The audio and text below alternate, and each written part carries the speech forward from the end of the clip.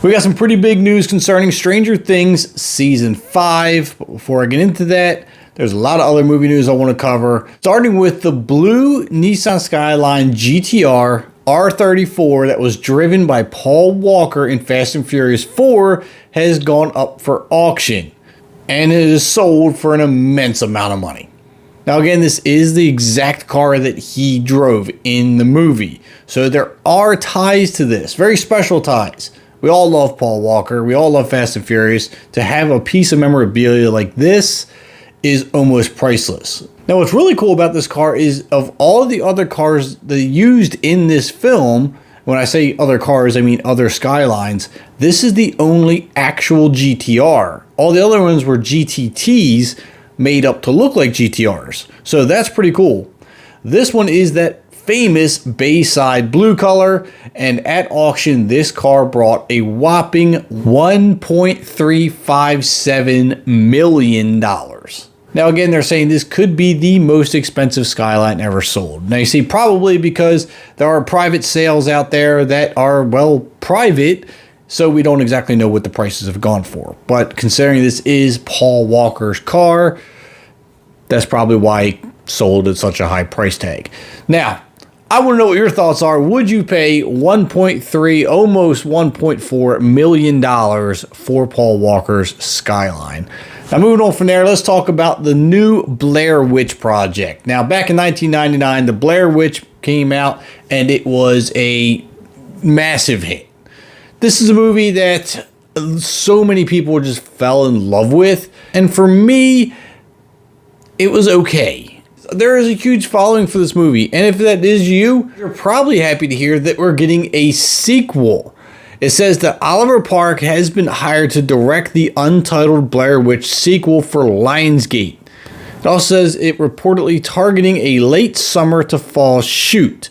Now, I will be curious to see where they go with this one, considering they did have a 2016 Blair Witch that really didn't do that well, so I'm doubting they're somehow going to tie that film in with this one, or for all I know, maybe they will, but I'm figuring this is going to be a direct sequel from the 1999 movie. I think, and again, this is just my opinions, they're probably going to scrub that 2016 movie and pretend it never happened. I never saw it solely because the first one to me was just okay, and I just constantly heard bad reviews on the 2016 movie, so it wasn't worth my watch. But if it's something you've watched, I'd be curious to hear your thoughts of it down below on if it was a good enough movie or if the bad reviews actually were justified. Now let's talk about Mortal Kombat 2, because we have some updated news on that.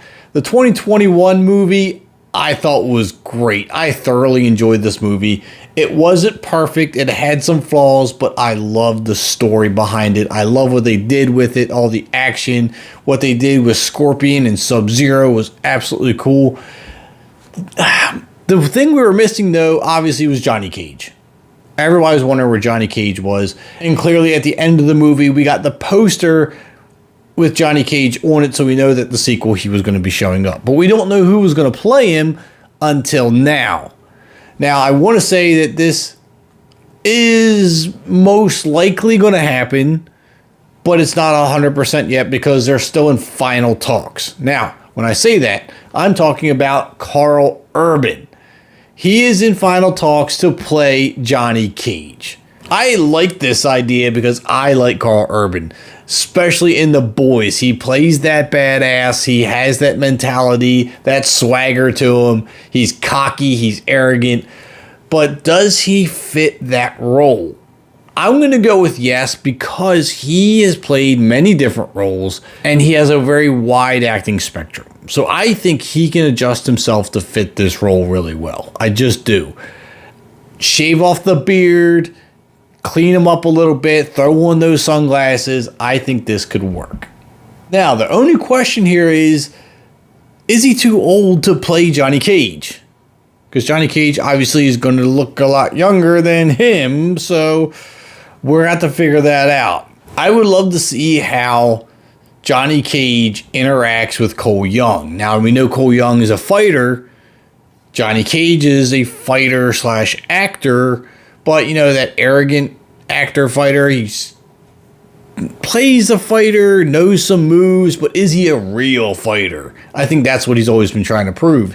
He can not only act, but he actually is a real fighter. Cole Young is an actual fighter. So I think the dynamic between the two of them in the second movie is going to be very interesting. So what do you think about Karl Urban as Johnny Cage?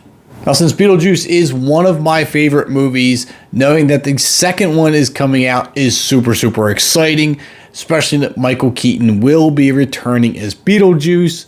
Winona Ryder is returning as Lydia Dietz.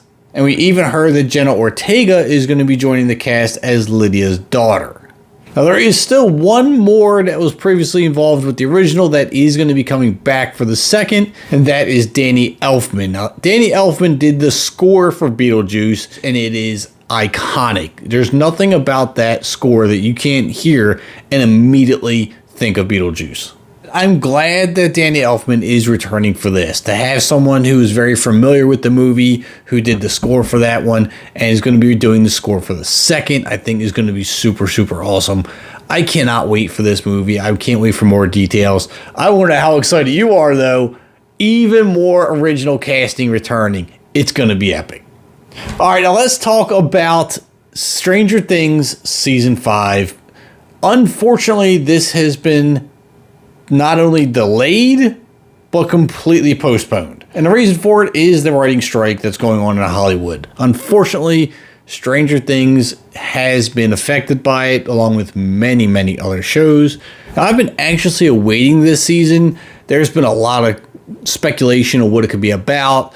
According to Collider here, they're talking as if they're going to tie up some loose ends in Hawkins, and it even says they're going to explore more of what the Upside Down is.